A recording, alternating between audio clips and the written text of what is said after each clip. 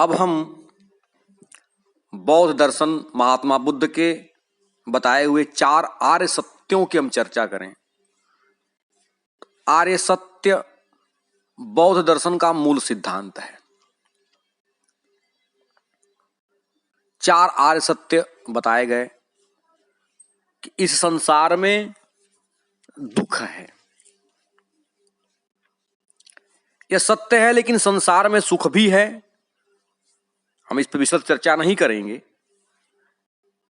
तो 4 आर्य सत्य में दुख है पहला।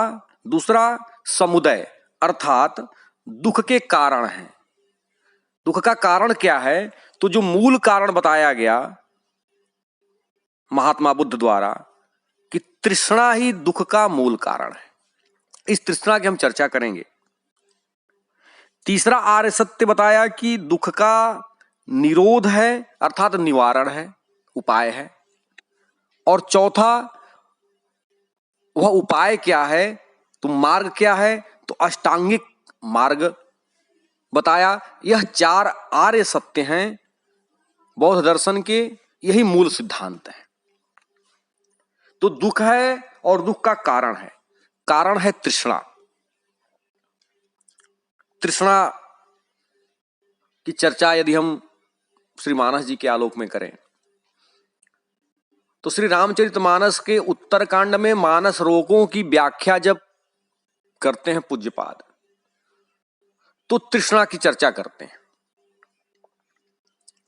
तो उत्तरकांड के 121वें दोहे के अंतर्गत 36वें चौपाई में तृष्णा को बताते हैं कि तृष्णा क्या है। तो कहते हैं कि तृष्णा उदर वृद्धि अति भारी,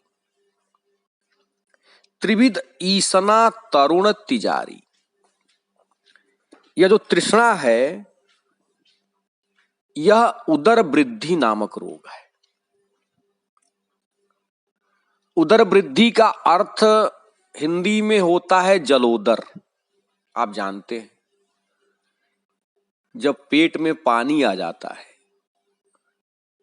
बढ़ने लगती है पानी की मात्रा, तो उसको जलोदर कहते हैं। गोस्वामी तुलसीदास जी के दृष्टिकोण में यह तृष्णा, यह जलोदर ही तृष्णा है का रोग है। जो शरीर का जलोदर रोग है वही मन का तृष्णा रोग है।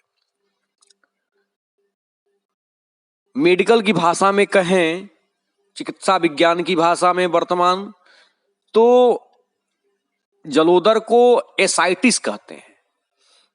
इस बीमारी में पेट बढ़ता चला जाता है, पेट में पानी की मात्रा बढ़ती चली जाती है, प्यास बहुत लगती है, लेकिन शरीर कृशकाय होता जाता है और अंत जाकर मरण पर समाप्त होता है। तो इस प्रकार का यह दुखद रोग है तृष्णा। तो भगवान महात्मा बुद्ध कहते हैं कि जो दुख का मुख्य कारण है, जो समुदय है, वह है तृष्णा। अर्थात तृष्णा उदर वृद्धि अति भारी। पूज्यपाद गोस्वामी तुलसीदास जी महाराज कहते हैं कि अति भारी है, अर्थात समाप्त नहीं होता है, दिन ब दिन बढ़ता जाता है, प्यास बढ़ती जाती है, पेट बढ़ता जाता है। तो यह जो तृष्णा है यह विषयों की भूख है, लोभ लालच का बढ़ना, अधिक से अधिक दिन प्रतिदिन बढ़ता जाना और तृप्ति न होना, यही तृष्णा है। जब प्यास लगती है तो उसको हम तृषा कहते हैं, और जब विषयों की प्यास हमें लगती है तो उसको हम तृष्णा कहते हैं। महात्मा बुद्ध के दृष्टिकोण में दुख का मूल कारण यही है। और रामचरितमानस जी के भी उत्तरकांड में यह चर्चा पूज्यपाद कर रहे हैं कि तृष्णा उदर वृद्धि अति भारी। इसमें इसी कांड में 17वें दोहे के अंतर्गत कह रहे हैं कि तृष्णा के ही न किन्न बहुराहा।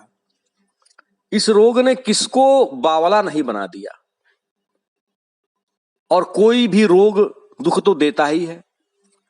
तो यहां भी महात्मा बुद्ध के इन उपदेशों का श्री रामचरितमानस जी से साम्य समझ में आता है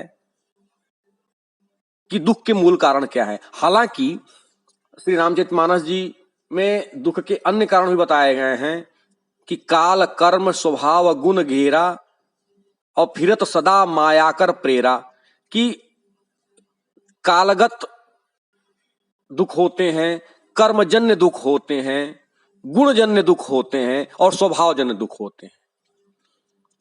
तो यदि हम तृष्णा को रखें तो यह हमारा स्वभावजन्य दुख है और सबसे बड़ा यही दुख है। तो इसको हम कम कर सकते हैं, अपने स्वभाव में परिवर्तन ला करके कम कर सकते हैं। तो अर्थात इसका निरोध है, जैसा कि महात्मा बुद्ध कह रहे हैं कि दुख है, दुख का समुदय है और दुख का निरोध है, निवारण है। तो निवारण क्या है? तो फिर चौथे आर्य सत्य पे बताते हैं कि निवारण के लिए जो मार्ग है वह अष्टांगिक मार्ग है, जिसको मध्यम मार्ग की भी संज्ञा कही जाती है, मध्यम प्रतिपद कहा जाता है। तो यह मध्यम मार्ग बड़ा निकट जान पड़ता है भगवान बुद्ध का, और इसको पूरा विश्व अपनाया है। और इस मध्यम मार्ग का भी बहुत विशद आपको वर्णन श्री रामचरितमानस जी भी मिलेगा, बस दृष्टि डालने की आवश्यकता है। तो अब हम चर्चा करेंगे कि यह मध्यम प्रतिपद भगवान बुद्ध का मध्यम मार्ग क्या है और श्री रामचरितमानस जी में कहां कहां मध्यम मार्ग की चर्चा की गई है, इस पे अब हम चर्चा करेंगे।